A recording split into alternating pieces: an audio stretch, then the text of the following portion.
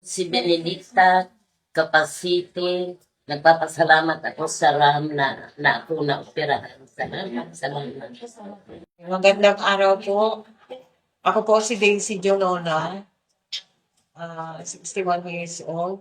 Nagpapasalamat po ako sa RAM Organization sa pag-check up ng aking mata at tapos na po, na-opera na po yung kaliwang mata ko. Maraming salamat po sa inyo.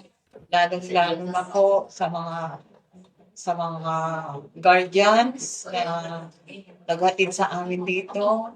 Kasi may ilan na nag-assist para makarating po kami. Para i-assist kami sa mga doctors ng BVE Eye Center. Maraming salamat sa kanila at higit sa Panginoon. Ako po si Rolando Mate po. Salamat po Sir Ram na check up na po yung mata ko.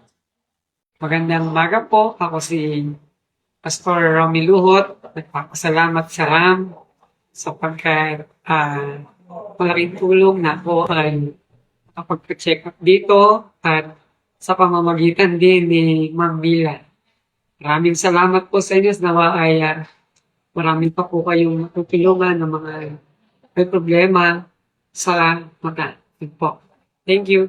Ako si Emma Hernandez Valencia na Tagalang, na Cavite. Nagpapasalamat po ako sa RAM. Kung hindi po gawa niya, hindi mo check up ang aking mata. Maraming salamat po sa lahat na namumuno nito RAM.